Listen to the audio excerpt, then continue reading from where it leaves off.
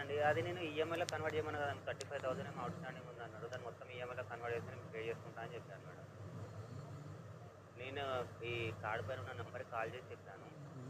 వాళ్ళు చేస్తామన్నారు గానీ చేయలేదు వాళ్ళు మరి.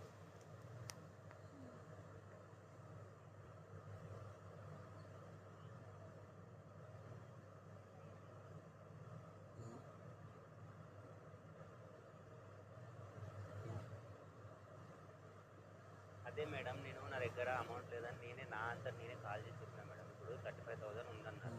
మీరిప్పుడు మీ చేతుల్లోనే ఉంటది కదా మేడం ఈఎంఐ కన్వర్ట్ చేయడానికి కూడా నేను మంత్లీ పే చేసుకోవాలా?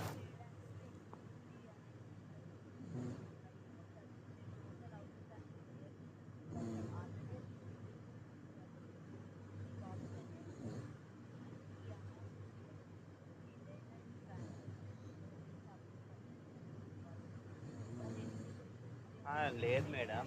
ఇప్పుడు నేను ఒకటి చెప్పేది వింటున్నారా?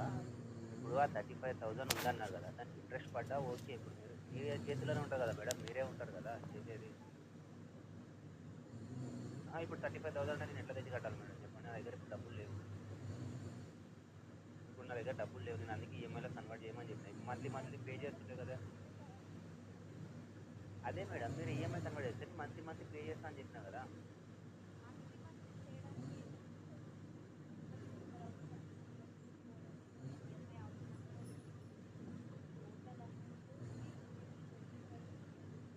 ఇప్పుడు నా దగ్గర లేవు మేడం మరి 35,000 లేవు మరి. ఇప్పుడు నా దగ్గర అంత లేదు. నేను అప్పుడు కూడా చెప్పినా మేడం అప్పుడు కూడా చెప్పిన మంత్లీ అది డేట్ వచ్చినప్పుడే చెప్పినా నేను. మీది కలెక్షన్ డిపార్ట్మెంట్ వాళ్ళకి నేనెందుకు చేస్తాను మేడం. డైరెక్ట్ ఈ కార్డ్ పైన ఉన్న వాళ్ళకే చెప్పాను నేను. లేదు మేడం అనలేదు. మరి ఇప్పుడు నా దగ్గర డబ్బులు లేవు మేడం. మరి నేను ఏం చేయాలి ఇప్పుడు చెప్పండి. మీరే చెప్పండి. అదే మేడం ఎట్లా చేయాలి మరి. అదే అది 10,000 5,000 ఉన్నాయంటే నేను కూడా చేస్తుండే మేడం. 35,000 ఇప్పుడు ఎవరిస్తారు చెప్పండి మేడం.